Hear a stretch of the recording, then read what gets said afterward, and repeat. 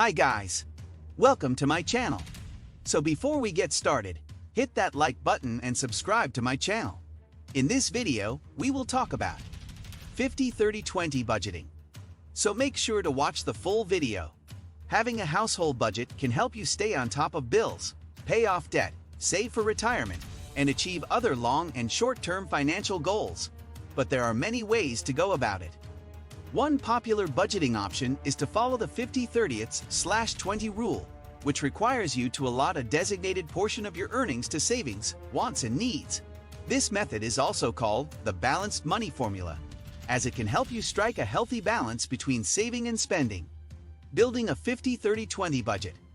Making a monthly budget is the first step in directing your income toward your short, medium, and long-term goals, and the 50-30-20 rule is the first step in making a budget.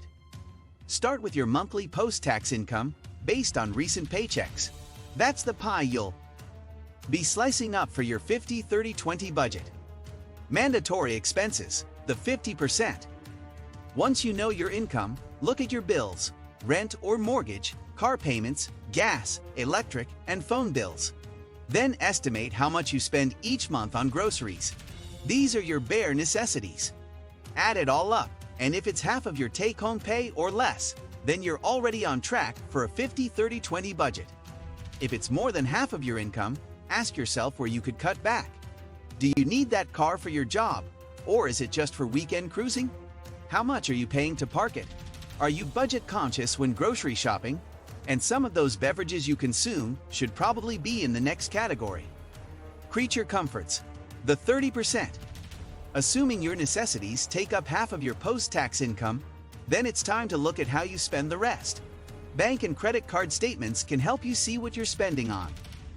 Entertainment, including cable and streaming services, eating out, travel, shopping, and self-care. Look back over several months to get a sense of how much you're spending on average and how it compares with your income. If it's more than 30%, go through the list to see which of these enjoyments you'll miss the least, and then make some cuts for the months to come. Paying down debt and building wealth, the 20%. The last 20% debt repayment and savings requires some discipline. It's tempting, particularly if you're just starting out, to push off saving and limit debt payments to the required minimum each month. But consider, credit cards and student debt typically have high interest rates. High-interest debt can be a massive impediment toward meeting your financial goals. If your debt is manageable and that 20% is earmarked for savings, think about what you're saving for. Many experts recommend having 6 months of expenses saved in an easily accessible emergency fund, usually a savings account. But if you're saving for longer-term goals like retirement, you may want to consider an individual retirement account, IRA. If your employer offers a 401k, contribute as much as you can, particularly if they match a portion of your contributions. When you're just starting out, it might be impossible to hit those numbers in the short term.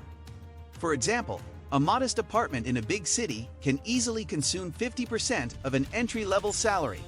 And down the road, life changes, such as the birth of a child or a career change, might interrupt your 50-30-20 targeting. It's a yardstick, not a hard and fast mandate. If you suffer a setback, just make it a point to return to 50-30-20 as soon as you can. By the same token, when the budget is flush, feel free to raise the savings rate above 20%. Someday, your future self will thank you. How to create a budget using the 50-30-20 rule.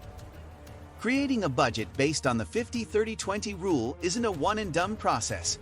You'll look at your income, assess your current spending habits, set goals, and then readjust your budget regularly. Here's how to get started. 1. Calculate your after-tax income. The first step to creating a 50-30-20 budget is to determine your after-tax income, how much money you bring home after covering taxes. If you work a traditional job in which your employer issues paychecks and regularly deducts taxes and Social Security, Hansen says you can look at your most recent paychecks and calculate a monthly figure. If your employer deducts health, life, or disability insurance premiums, be sure and add those back in. You'll account for these costs later on in your must-haves category. If you're a contractor, freelancer, another type of non-traditional worker, or are self-employed, you may have to check your bank account instead. Tally up all the deposits for the month from jobs, gigs, clients, etc., and then deduct the amount you need to set aside for taxes. You can look to last year's tax returns for a good pulse on this. You should also be sure to include any supplemental income you might get, like child support, tips, commissions, and spousal support. In the event these cause your income to fluctuate, you can add up a few months of earnings to determine a rough average. 2. Assess recent spending. Next, it's time to get a handle on your household expenditures and evaluate how those fit into the 50-30-20 method. Review your expenses from the prior month, Hansen says. Then categorize each expense into one of those three categories: needs, wants, and savings and debt. 3. Make a plan. If your current spending habits and expenses don't quite align with the 50-30-20 rule, you'll need to make some changes. This might include reducing your spending on wants or finding places to cut. Back on must-have costs, possibly by changing your insurance plan or refinancing your mortgage. 4. Reassess regularly. At the start of your budgeting journey, go through and categorize your expenses every month to ensure you're still in line with your 50-30-20 goals. As you become more familiar and comfortable with your budget, you can check on it and reevaluate it less frequently, maybe quarterly or semi-annually, Hansen says. Budgeting apps like Mint and YNAB can help you check in on your progress, even tracking and categorizing your expenditures for you. The Consumer Financial Protection Bureau, CFPB, also has free, fillable worksheets you can use. Once you get comfortable with your budget, Hansen says only annual check-ins should be necessary. The goal is for you to be able to automate your finances to the point where it doesn't require you to check in on your budget any more frequently than annually, Hansen adds. At this point, you would also only reevaluate your budget when a major event happened in your life that resulted in a significant change to your income or expenses. What do you think of our video? Let me know in the comments section below. If you enjoyed this video, make sure to hit that like button.